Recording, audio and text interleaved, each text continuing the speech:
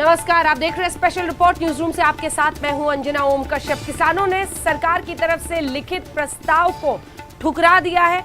आज शाम 5 बजे के आसपास किसान संगठनों ने प्रेस कॉन्फ्रेंस करके इसकी जानकारी दी। यानी मामला एक बार फिर से अटक गया है, सरकार की मुश्किलें बढ़ गई है। इधर कृषि मंत्री नरेंद्र तोमर गृह मंत्री अमित शाह से मुलाकात कर रहे हैं। दूसरी तरफ किसान संगठनों ने ऐलान कर दिया है कि वो आने वाले दिनों में अपने संघर्ष को और भी तेज करेंगे, यानी आंदोलन और भी बढ़ेगा। दूसरी तरफ सरकार के लिए परेशानियां भी उसी हिसाब से बढ़ती चली जाएंगी। आइए सीधे आपको लिए चलते हैं। किसान संगठन के नेता राकेश टिकैत जी इस वक्त लाइव आज तक पर हमारे साथ जुड़ रहे हैं। टिकैत साहब, मामला तो अटक गया है क्योंकि आप लोगों ने सरकार के लिखित प्रस्ताव को सिरे से ठुकरा दिया है। अब संघर्ष का रास्ता चुन रहे हैं, आंदोलन आगे बढ़ेगा। किस तरह से आप आंदोलन को आगे ले जाएंगे और आगे रास्ता कहां से निकलेगा, कब तक चलेगा ये?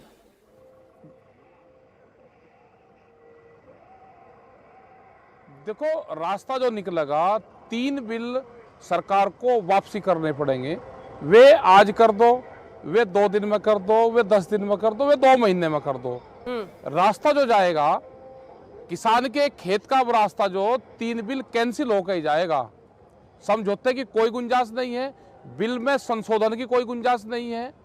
ये पूरे बिल इनको खारिज करने पड़ेंगे।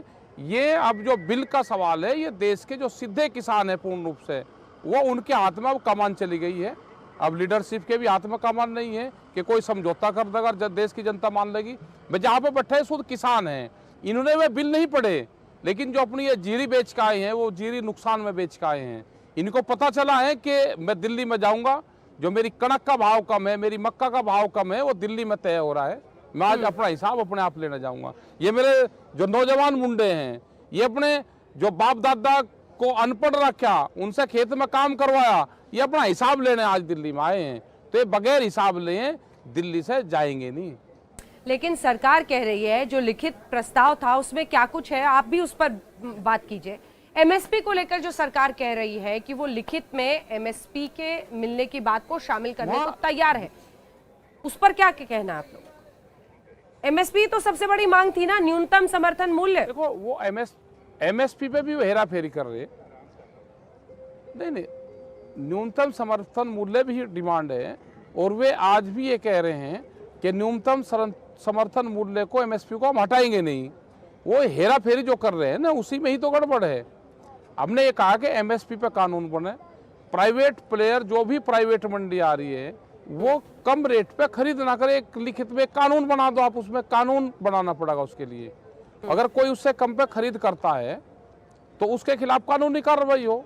हमने ये उनको कहा है। और 3 बिल को कैंसिल करो। अगर एक बिल बनाना होगा तो फिर बढ़िया मिल बैठ कर बढ़िया बिल बना लेंगे। लेकिन जो सरकार आज लिखित प्रस्ताव लेकर सामने आई थी, जिसमें उन्होंने एमएसपी के बारे में भी कहा है कि हम एमएसपी पर आगे बढ़ने को तैयार हैं, जिसमें वो कह रहे हैं एपीएमसी एक्ट मतलब मंडियों को भी चालू रखेंगे, ये सब भी कहने को तैयार है। जो पराली वाला सजा बहुत ज्यादा सख्ती थी, उसको भी पीछे हट रहे हैं। तो ये सब सरकार की तरफ से प्रस्ताव आने के बाद भी आप लोगों का भरोसा क्यों नहीं जग रहा है? भरोसे की कमी क्यों हो रही है? नहीं, भरोसा नहीं। हमें ये है कि जो 3 बिल है, उसमें जो संशोधन पे कोई हम बातचीत अब करने को तैयार नहीं है। सब किसान संगठन जत्थेबंदी ने, पूरे देश के किसानों ने तय कर लिया कि वे बिल वापसी हो, उसी में ही मंडी है। जब बिल वापसी हो जाएंगे तो मंडी अपने आप खत्म हो जाएगी। अगर प्राइवेट मंडी आएगी तो नए बिल में देखेंगे फिर। अभी तो पूर्ण रूप से इनको बिल वापसी लेना पड़ेगा।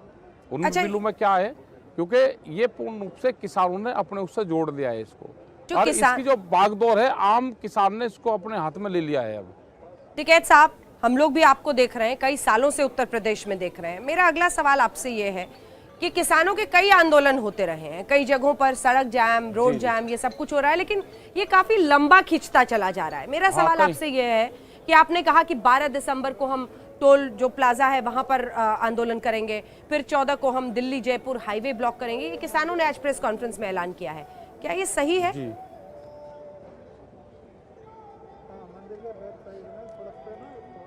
ये लोग आ रहे हैं, जो दूर से किसान आ रहे हैं, जो जिस साइड से किसान आ रहा है वो भटका भाई। हम तो दिल्ली जाना चाहते थे ना।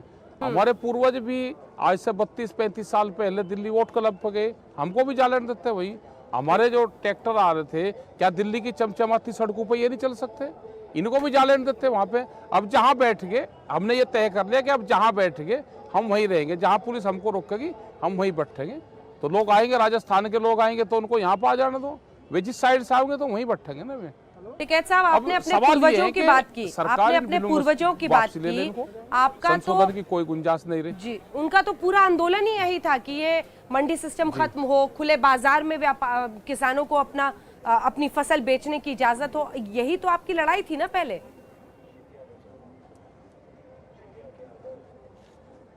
नहीं तो हम भी तो कह रहे हैं, अगर प्राइवेट प्लेयर आ रहा है तो जो सरकार ने रेट तय कर रखे है उससे कम पे कैसे खरीद लगाओ। देश हमारा देश है, सरकार ने रेट तय कर रखे हैं, एमएसपी सरकार ने लागू करी है, मिनिमम सपोर्ट प्राइस है ये कम से कम है, न्यूनतम है, इससे कम पे जाएगा तो किसान को नुकसान होगा। आप उस पर एक कानून लेकर आ जाओ ना। प्राइवेट आदमी आएगा और वो यहाँ से लूट करेगा तो किस तरह के प्रावधान है उसमें कि कोई भी व्यापारी आएगा वो अपना पैसा लगाएगा और वो इकट्ठा करेगा, कितना भी वो होल्डिंग कर सकता है। आप गुड़गांव में से लगाकर आप वहाँ उधर तक देखो, आप कितने बड़े बड़े गोदाम बना रखे हैं इन्होंने, व्यापारियों ने अलग से पूरी रूप से ट्रेन लाइन अपनी डाल रखी है।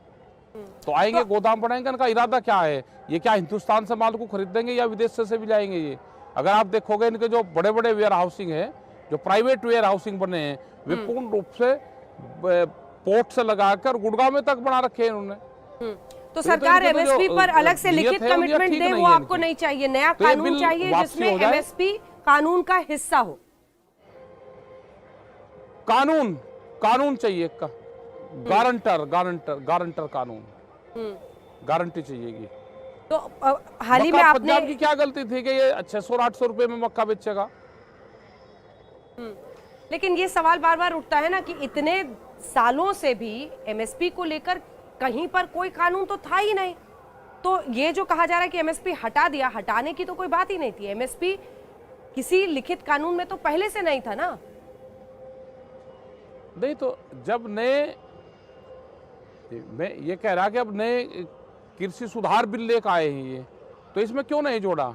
मेन तो कानून का भी मसला उसका था ना, एमएसपी का भी मसला, उसमें जोड़ा क्यों नहीं इन्होंने? ठीक है, मतलब उसको तो बगैर रखोगे, सरकार कंपनियों को लूट का रास्ता खोल देंगे, किसानों पे देश में लॉकडाउन करेंगे, नए बिल लेकर आओगे आप, किसानों से आप बुझोगे नहीं। क्या किसी किसान से जो ग्राउंड रिपोर्ट थी उससे बुझा के उसके हालात क्या है? आप हमारा तो हिसाब करवा दो, हम तो अपना हिसाब मांगने आए। जो हमारे जो बच्चे हैं वे हिसाब मांगने आए, जिनको ये कहते हैं कि पैंट पहन के आ रहा है ना, वो हिसाब मांगने आया। हमारे बुजुर्ग वालों को तो रखा खेत में काम करने के लिए, जंगल तोड़ने के लिए। क्या आप तो जंगल तोड़ो, खेती करो और देश को अनाज दो। 1967 में पहली बार देश में लेवी लगी कनक, इन्होंने 76 रुपये क्विंटल का रेट भारत सरकार ने तय करा। जो मास्टर था, जो टीचर था, उसकी सैलरी 70 रुपया थी। वो एक महीने की सैलरी में 1 क्विंटल गेहूं नहीं खरीद सकता था।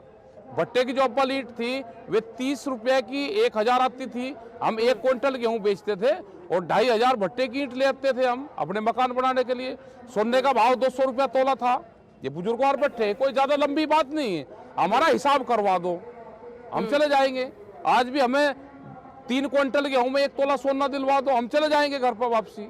हम सरकार को टैक्स भी देंगे, सारी चीज देंगे।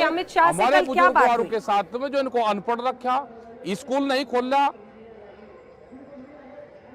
हमारी बातचीत हुई और हमने उनको बिल्कुल साफ ये कहा कि आप, हमें बदलाव नहीं चाहिए, आप इन कानूनों को वापसी ले लो, एक नया बिल बना देंगे। भाई भूमि अधिग्रहण बिल जो बना वो सब लोगों की सहमति से बना।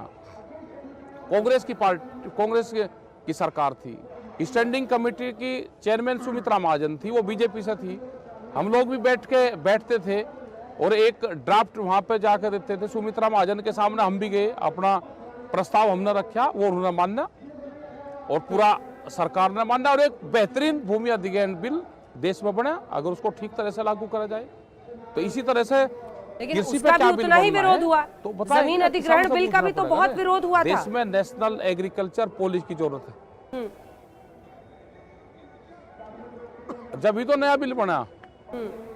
अच्छा, मुझे ये बताइए कि आपने जब अमित शाह से, गृह मंत्री से बात की, उसी बिल में गृह मंत्री ने किन बिंदुओं पर, ठीक है एक बार उस चर्चा को समझे, क्योंकि उसी से समझ में आएगा कि समझौता और सुलह की परिस्थिति बन रही है या नहीं। आपने क्या क्या बातें कही गृह मंत्री से और किन बातों पर उन्होंने रिस्पांस दिया, हाँ ना, क्या कहा उन पर?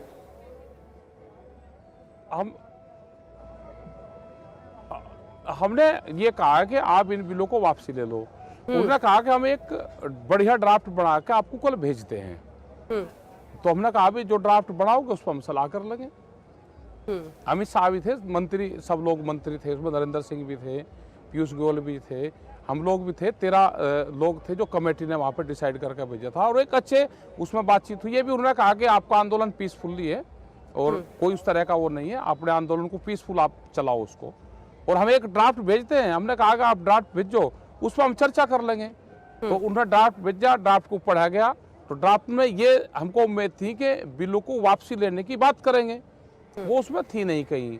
और सबसे पहला हमारा सवाल ये है कि बिल वापसी हो जाए, शांतिपूर्ण तरीके से हम इसका हल चाहते हैं, हम बातचीत से हल चाहते हैं। और जो किसान यहाँ पे आया है ये कोई इसी देश का किसान है। ठीक है। पंजाब जब तो बहुत बढ़िया लगता है, जब देश में गेहूं की कमी थी 2007 में, और जब बात हुई पंजाब, भारत सरकार ने जब बात करी कि पंजाब हमको गेहूं दे दें, आज पंजाब, हरियाणा, इन स्टेटों ने हम गेहूं दिया देश को। 2007 के बाद में आज भी देश में गेहूं की कमी नहीं रही। तो ये यही तो स्टेट थी, यही तो किसान था।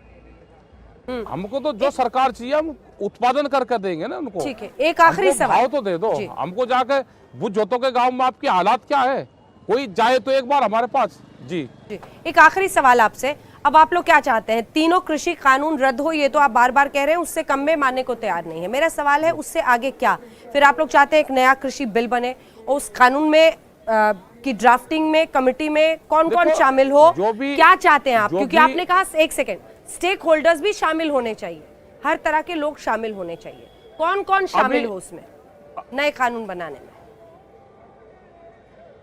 हो जाए अभी ये बिल वापसी हो जाए, किसानों को जिसको भी ये चाहेंगे वो शामिल कर लेंगे। पहले बिल वापसी हो जाए और नया ड्राफ्ट एक फिर बना लेंगे, एक बढ़िया ड्राफ्ट बनाएंगे देश के लिए, देश के किसानों के लिए। ये भी किसान अपना खुशी खुशी गांव में जाएंगे, सरकार ने हमारी बात मान ली। ये किसान नाराज होकर इनको पीट के, गोली चला के भेजोगे, दो ही रास्ते सरकार के पास है, या तो बिल वापसी कर लो और नहीं तो इन पर गोली चलाओ। बगैर उसके ना किसान जाएगा यहाँ से, और कोई गुंजाइश, तीसरा कोई रास्ता नहीं है। ऐसी टकराव की स्थिति नहीं आनी चाहिए और भगवान न करे ऐसी परिस्थिति आए जिसके बारे में आप बोल रहे हैं, क्योंकि सुलह समझौते का रास्ता खुलना चाहिए। नहीं, हम तो उसी पे ही हैं। हम तो ऊपरले वाले पे वो करते हैं, वाहेगुरु जी का करते हैं कि ऊपरले वाला सतबुद्धि दे। क्योंकि देखिए टिकैत साहब, ये भी है ना कि देखिए आम लोग तो पिसते हैं ना इसमें, अलग अलग जगहों पर। अगर दिल्ली जयपुर हाईवे ब्लॉक होगा या टोल प्लाजा या तमाम सड़कें, दिल्ली वाले के लिए जो रोजमर्रा की चीजें आनी है उसमें दिक्कतें हो रही हैं, तो दिल्ली वालों की क्या गलती है? नहीं, कोई दिक्कत नहीं हो रही।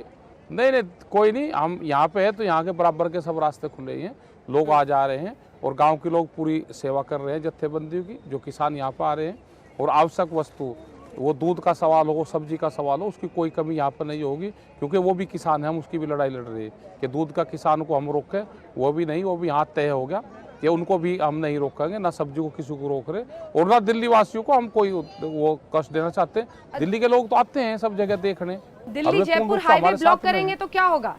ये वही तो है जो गाँव शान के यहाँ पर जरूरी है।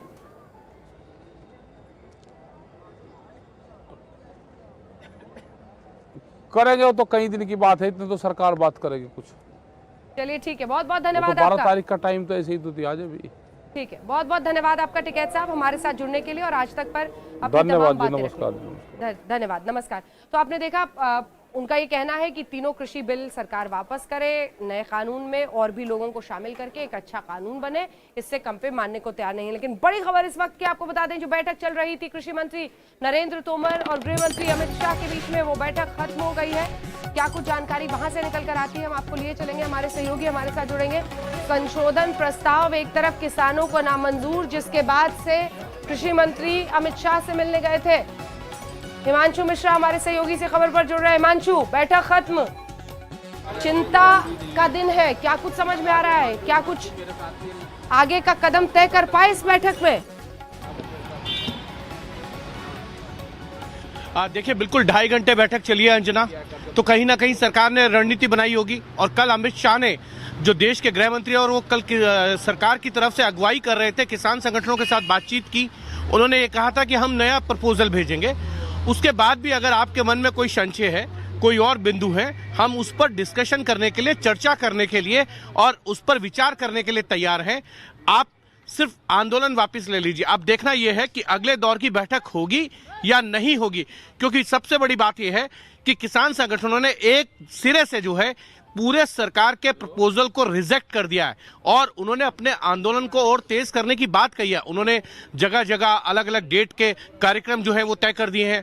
सबसे बड़ी बात यह है कि आज 2.5 घंटे की बैठक के बाद अब देखना यह है कि सरकार की तरफ से क्या किसान संगठनों को एक बार फिर से जो है बैठक करने के लिए बुलाया जाएगा, क्योंकि ये कहा गया था कि अगर आपको प्रपोजल स्वीकार नहीं हो तो हम और चीजों पर विचार विमर्श कर सकते हैं जिन बिंदुओं पर आपको आपत्ति है। लेकिन किसान संगठन ये बात तो अड़ गए हैं कि तीनों जो कानून है जब तक वो वापस नहीं होंगे तब तक आंदोलन समाप्त करने के लिए वो तैयार नहीं है। अब देखना यह है कि सरकार किस तरीके से बीच का रास्ता निकालती है, क्योंकि 2.5 घंटे की बैठक हुई है तो कहीं ना कहीं अब इस पूरी मुहिम की कमान जो है वो देश के गृह मंत्री अमित शाह के हाथों में है। और अमित शाह के लिए कहा जाता है कि वो क्राइसिस मैनेजमेंट के गुरु हैं।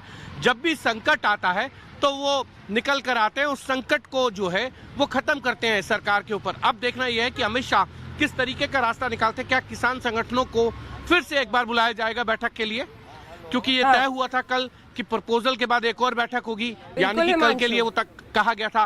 क्या कल फिर एक बार जो है किसान संगठनों को बैठक के लिए बुलाया जाएगा, उनकी बातों को सुना जाएगा कि वो क्यों नहीं सहमत है सरकार के प्रपोजल से? अंजना, बिल्कुल संकट तो है और संकट का सामना करने के अलावा कोई चारा नहीं है, लेकिन अब कमान देश के गृह मंत्री के हाथ में। आपने सुना किस तरह से 2.5 घंटे की बैठक चली है कृषि मंत्री के साथ गृह मंत्री की। कल शायद फिर से किसानों के साथ चर्चा हो, गतिरोध खत्म करने की नए सिरे से पहल की शुरुआत हो। लेकिन आज आइए आपको दिखाते हैं, सरकार ने लिखित प्रस्ताव कई मुद्दों पर दिया था कृषि बिल को लेकर, बैठक की बाकायदा किसान संगठनों ने, लेकिन फिर बाद में उसे ठुकरा दिया। प्रेस कॉन्फ्रेंस के जरिए अपनी मर्जी जाहिर की। रिपोर्ट देखिए। हो रहा है या कुछ हो रहा है तो ये वर्क इन प्रोग्रेस माना जाता है। जो सरकार की ओर से प्रपोजल आई है, हम सब ने फैसला किया है, उसको देखा है, उसको हम पूरी तरह से रद्द करते हैं। कृषि कानून में कुछ संशोधन के साथ किसान आंदोलन के विवाद को खत्म करने की उम्मीद लगाए बैठी सरकार को किसानों ने एक बार फिर बड़ा झटका दिया। सरकार की ओर से जारी प्रस्ताव को किसानों ने पूरी तरह से नकार दिया, वहीं आंदोलन को और बड़ा करने का ऐलान किया। जो ड्राफ्ट भारत सरकार ने दिया था वो ड्राफ्ट हमको मान्य नहीं है। 3 बिल हैं, मेन रूप से उनके बिल वापसी नहीं होते, यह आंदोलन जब तक जारी रहेगा। बीजेपी के नेताओं का भारत के स्तर पर सभी का हम घेराव करेंगे। हरियाणा, पंजाब, यूपी, उत्तराखंड और राजस्थान के वहां पर धरना प्रदर्शन होगा और 1 दिन का। और दूसरी जो दूर की स्टेट, साउदर्न स्टेट्स हैं, उनका भी 14 तारीख को पक्का निश्चितकालीन जो धरना प्रदर्शन होगा वो लगातार जारी रहेगा। 14 तारीख को पूरे देश के अंदर बड़ा आंदोलन होगा, हर जगह प्रदर्शन किए जाएंगे। 14 तारीख को, 12 तारीख को जयपुर हाईवे रोड है उसको रोका जाएगा और इसको जो टोल प्लाजे हैं इनको पर्चे मुक्त किया जाएगा। ये फैसला पूरे देश के अंदर लिया गया है और सब जगह पे इस आंदोलन को और ज्यादा तेज करने के लिए पूरे देश के अंदर कॉल दी जा रही है।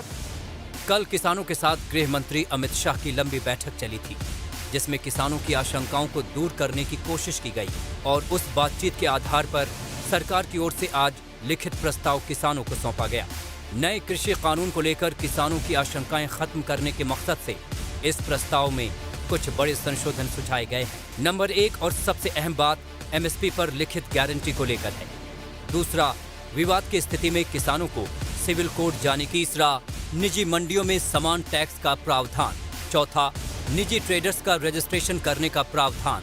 और 5वां, किसानों की जमीन बंधक नहीं होने का स्पष्टीकरण। प्रस्ताव में सरकार की ओर से उम्मीद जताई गई है कि अब यह विवाद जल्द ही खत्म हो जाएगा, लेकिन किसानों ने सारी उम्मीदों को सिरे से खारिज कर दिया। और सरकार संवेदनशील है, बहुत जिम्मेवारी से और किसानों की समस्या के हल होने की दिशा में क्या किया जा सकता है ये सरकार ने देखा है और इसलिए ये वर्क इन प्रोग्रेस है, hopefully in the last stage. तो लेट अस वेट। ये फिर से वो प्रस्ताव, उसमें नया कुछ भी नहीं है। 5 तारीख को जो चर्चा हुई वही बात है, एक भी नई बात नहीं है, उल्टा और कुछ 1-2 बातों में सरकार पीछे गई है। पर अब बात बंगाल के मिशन की, और वो मिशन जिसको लेकर बीजेपी अध्यक्ष खुद आज बंगाल कूच कर गए। जी हां, ममता के गढ़ में पहुंचे, जमकर हुंकार भरी। वहां पहुंचते ही ममता बनर्जी के खिलाफ टूट पड़े। ममता भी लड़ रही है, भिड़ रही है। बंगाल में छिड़ गई है तगड़ी लड़ाई। और अभी 2021 के चुनाव में भारतीय जनता पार्टी 200 सीट पार करेगी और सरकार बनाएगी, इस बात को हम अब की बार ममता और बीजेपी में आर पार। 30 तारीख को ईद मनाने की छुट्टी और 30 के बाद आता है 5 अगस्त, जब भव्य राम मंदिर बन रहा होता है तो उस दिन कर्फ्यू लगा दिया जाता है। বাংলাকে গুজরাট বানাতে আমরা দেব না দেব না দেব না। মনে রাখবেন মানুষ আছে সঙ্গে, তাই তৃণমূল থাকবে। ममता बनर्जी पर जेपी नड्डा का जोरदार वार। जो बंगाल सोनार बंगाल के लिए जाना जाता था, आज वहां वायलेंस, करप्शन, भ्रष्टाचार, भाई भतीजावाद। बीजेपी का बंगाल मिशन ममता भी नहीं है कम। एनआरसी चाइना, एनआरसी चाइना, एनपीआर হচ্ছে না, एनपीआर করব না, एनआरसी হবে না, एनपीआर হবে না। बंगाल में 2 दिन के दौरे पर पहुंचे जेपी नड्डा। 4 महीने बाद चुनाव पश्चिम बंगाल में। अब सवाल यही कि किस तरह से जेपी नड्डा 200 के पार का मिशन लेकर वहां पहुंचे भी तो सीधे ममता बनर्जी के गढ़ भवानीपुर, वहां पर हमला बोला। तुष्टीकरण की राजनीति, ममता ब्रांड ऑफ पॉलिटिक्स पर हमला किया।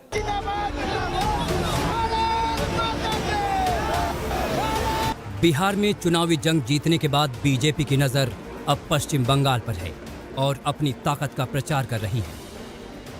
गांव में लोगों की आस्था मोदी जी के साथ जुड़ी हुई है, इसलिए बिहार में फिर से हम सरकार बना सकते हैं।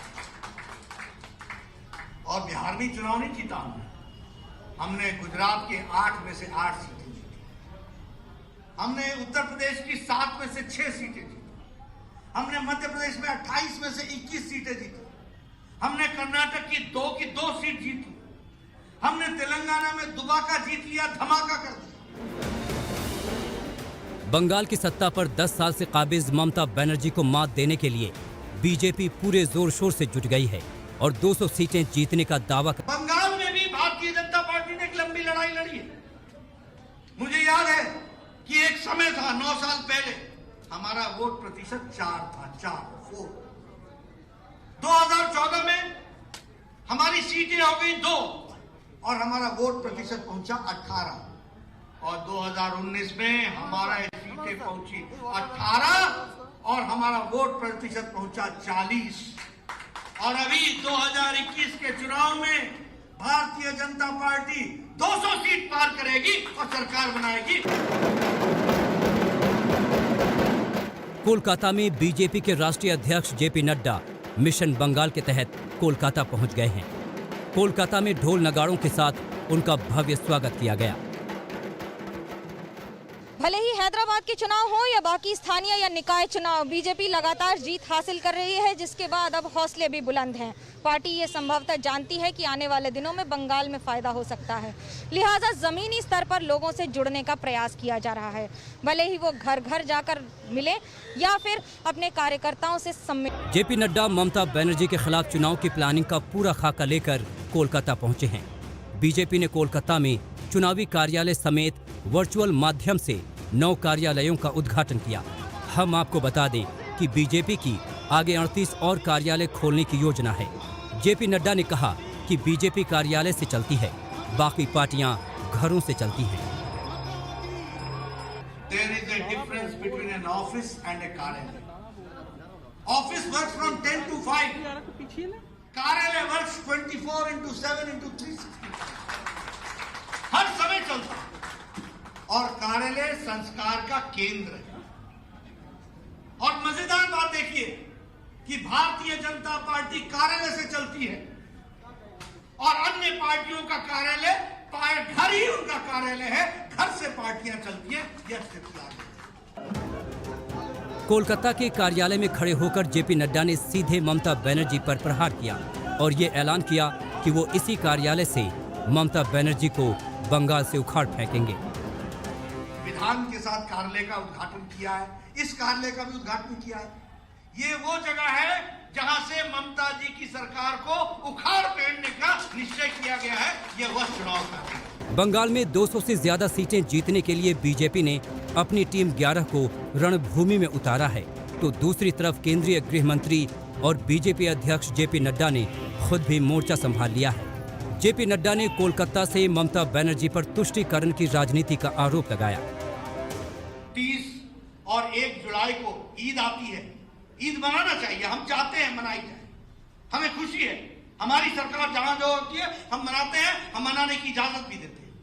लेकिन 30 तारीख को ईद मनाने की छुट्टी और 30 के बाद आता है 5 अगस्त, जब भव्य राम मंदिर बन रहा होता है तो उस दिन कर्फ्यू लगा दिया जाता है। लेकिन 5 तारीख को लॉकडाउन क्यों लगाया? ममता बनर्जी के अभेद्य किले को ढहाने के लिए बीजेपी सीधे दीदी पर धावा बोल रही है। जेपी नड्डा ने ममता बनर्जी पर वार करते हुए कहा कि बंगाल अब बदहाल हो चुका है। जो बंगाल संस्कृति के लिए जाना जाता था, जो बंगाल विराट हृदय के लिए जाना जाता था, जो बंगाल सोनार बंगाल के लिए जाना जाता था, आज वहां वायलेंस, करप्शन, भ्रष्टाचार, भाई भतीजावाद, अपना पराया और इसके साथ साथ विकास के विरुद्ध काम करने की योजना बनने का काम ये टीएमसी की सरकार ने पकड़ा है। अगर मैं वायलेंस की बात करूं, आज सुबह हमारा एक कार्यकर्ता मारा गया, कल हमारा एक कार्यकर्ता मारा गया, 130 कार्यकर्ताओं ने जाने दे दी, 130 कार्यकर्ता। कोलकाता रैली में संबोधित करते हुए जेपी नड्डा ने ममता बनर्जी को असहिष्णुता का दूसरा नाम भी बताया कि अगर हम ममता जी को देखें तो जिसको बोलते हैं असहिष्णुता, इनटॉलरेंस, दाई नेम इज ममता, यह दूसरा नाम है इनटॉलरेंस। हम आपको बता दें कि इस बंगाल में अपने चुनावी मिशन पर जेपी नड्डा सबसे पहले ममता बनर्जी के गढ़ में गरज रहे हैं। जी हां, नड्डा ममता बनर्जी के विधानसभा क्षेत्र भवानीपुर में रैली कर रहे हैं और इस चुनाव प्रचार अभियान को बीजेपी ने ममता के गढ़ में सर्जिकल स्ट्राइक का नाम दिया है। अब भवानीपुर का पूरा समीकरण समझिए। भवानीपुर सीट पर लगभग 45,000 मुस्लिम वोटर हैं, जबकि 90,000 बंगाली वोटर्स और 50,000 गैर बंगाली वोटर हैं। 2019 के लोकसभा चुनाव के दौरान इस क्षेत्र में बीजेपी मात्र 3,168 वोटों से पीछे रही थी। अब बीजेपी एंटी इनकम्बेंसी फैक्टर का सहारा लेकर इस सीट पर ममता को शिकस्त देने की तैयारी में है। बीजेपी ये बखूबी जानती है कि अगर उसे पश्चिम बंगाल में जीत हासिल करनी है तो मुख्यमंत्री ममता बनर्जी के किले में सेंध लगानी होगी। भवानीपुर कॉन्स्टिट्यूंसी इससे कम नहीं है और ये भी जानती है बीजेपी की आने वाले दिनों में वोट सिर्फ रैलियों के जरिए नहीं आएगा, बल्कि इन छोटी छोटी गलियों में राष्ट्रीय अध्यक्ष के आने से कम कुछ परिवर्तन आ सकता है। इसी तरह बीजेपी डायमंड हार्बर संसदीय सीट में आने वाले 7 विधानसभा सीटों में से कम 4 पर कब्जा जमाना चाहती है। बीजेपी ने इसके लिए जमीनी स्तर पर काम करना शुरू कर दिया है। कोलकाता से मनोज्ञा लोईवाल के साथ आज तक ब्यूरो। बंगाल में एक तरफ जेपी नड्डा का स्वागत हुआ तो दूसरी तरफ विरोध भी, क्योंकि उन्होंने न सिर्फ तुष्टीकरण की राजनीति पर ममता बनर्जी पर हमला बोला, उन्होंने कहा कि अपराध के आंकड़े भी छिपाती है ममता सरकार। ममता बनर्जी ने कहा बंगाल को गुजरात नहीं बनने देंगे। बीजेपी के कार्यकर्ताओं ने बीजेपी अध्यक्ष जेपी नड्डा का स्वागत किया। कुछ लोगों ने जेपी नड्डा को काले झंडे और विरोध के पोस्टर भी दिए। लोगों ने कृषि कानूनों को लेकर जेपी नड्डा के खिलाफ नारेबाजी की। सरकार जब से भारत वर्ष में आई है तब से आप जीडीपी देख ले, तब से हिंदुस्तान का हाल देख ले। और यहाँ पर जेपी नड्डा साहब से हाथ जोड़कर रिक्वेस्ट है कि ये काला कानून को वापस ले और धर्म की राजनीति बंगाल में ना करें। जेपी नड्डा के खिलाफ गो बैक के नारे लगे तो तो बीजेपी के प्रवक्ता संबित पात्रा ने इसे लेकर ममता बनर्जी पर निशाना साधा। विषय है कि राष्ट्रीय अध्यक्ष जी का यहाँ दौरा होगा, यहाँ कोई पुलिस सुरक्षा नहीं होगी। राष्ट्रीय अध्यक्ष जी को आप सड़क पे उतार देंगे अकेले, इसी प्रकार कोई पुलिस नहीं है। ये किस प्रकार की सहिष्णुता है? इधर जेपी नड्डा कोलकाता में ममता बनर्जी पर गरजे, तो उधर पश्चिम बंगाल के बोनगांव में ममता बनर्जी ने अपनी रैली में कहा कि वो बंगाल को गुजरात नहीं बनने देंगी। বাংলাকে গুজরাট বানাতে আমরা দেব না, দেব না, দেব না। মনে রাখবেন মানুষ আছে সঙ্গে, তাই তৃণমূল থাকবে বঙ্গে। ममता बनर्जी इस रैली में पार्टी की सांसद और सेलिब्रिटी नुसरत जहां को लेकर पहुंची थी। ममता बनर्जी ने लोगों के बीच खड़े होकर सीएए, एनआरसी और एनपीआर के खिलाफ भी बीजेपी पर हल्ला बोला। বলুন এনআরসি চাই না, এনআরসি চাই না, এনপিআর হচ্ছে না, এনপিআর করব না, এনআরসি হবে না, एनपीआर হবে না। बीजेपी ममता के किले को भेदने के लिए तमाम कोशिशें कर रही हैं और इसीलिए बंगाल की राजनीति को समझने वाले मुकुल रॉय को भी बीजेपी ने अपने खेमे में खींच लिया है। तो जेपी नड्डा ने ममता बनर्जी पर आरोप लगाए कि बंगाल में क्राइम बढ़ रहा है और ममता कोई डेटा नहीं बताती हैं। फीमेल डोमेस्टिक क्राइम में सबसे आगे बंगाल, ह्यूमन ट्रैफिकिंग में सबसे आगे बंगाल, और बंगाल में भी टी स्टेट गार्डन में ट्राइबल्स। सबसे ज्यादा ह्यूमन ट्रैफिकिंग यहां होती है, सबसे ज्यादा वायलेंस यहां होता है, सबसे ज्यादा रेप केसेस यहां होते हैं। 2019 के लोकसभा चुनाव में सफलता मिलने के बाद से बीजेपी को भी लगने लगा कि और अधिक मेहनत करने पर 2021 में ममता बनर्जी को उसी तरह से सत्ता से बाहर किया जा सकता है। कोलकाता से मनोज्ञा लोईवाल के साथ इंद्रजीत कुंडू, बोनगांव, आज तक। किसान आंदोलन के इस घमासान के बीच बीजेपी के लिए अच्छी खबर आई राजस्थान से। कांग्रेस की वहां सरकार है, कांग्रेस को बड़ा झटका लगा है। पंचायत चुनाव में बीजेपी ने बाजी मार ली। राजस्थान के पंचायत समिति और जिला परिषद के चुनाव में जिसकी सरकार उसके पक्ष में परिणाम की परंपरा टूट गई है और इस बार राज्य में कांग्रेस की सरकार होते हुए भी भारतीय जनता पार्टी ने शानदार प्रदर्शन किया है। कांग्रेस के सभी दिग्गज नेताओं के विधानसभा क्षेत्र में कांग्रेस हार गई है। 21 जिला प्रमुखों के लिए चुनाव में 14 पर बीजेपी और 5 पर कांग्रेस को जीत मिली है, जबकि 1 पर भारतीय ट्राइबल पार्टी ने कब्जा जमाया है। राष्ट्रीय लोकतांत्रिक पार्टी के हनुमान बेनीवाल की पार्टी को नागौर में भी तीसरा स्थान मिला है, जबकि बाड़मेर में कांग्रेस और बीजेपी दोनों को बराबर 18-18 सीटें मिली हैं। वहीं पंचायत चुनाव में 1833 सीटों पर बीजेपी ने जीत हासिल की है, जबकि कांग्रेस को 1713 सीटों पर जीत मिली है। कांग्रेस के सभी दिग्गजों के इलाके में कांग्रेस हार गई। देव अंकुर के साथ शरद कुमार, जयपुर, आज तक। इसी के साथ स्पेशल रिपोर्ट में इतना ही। देश दुनिया की बाकी खबरों के लिए आप देखते रहिए आज तक। नमस्कार, मैं हूं अंजना ओम कश्यप। हमें उम्मीद है ये वीडियो आपको पसंद आया होगा। लेटेस्ट खबरों के लिए यूं ही देखते रहिए आज तक और इस वीडियो के पसंद आने पर लाइक, शेयर एंड सब्सक्राइब करना ना भूलें।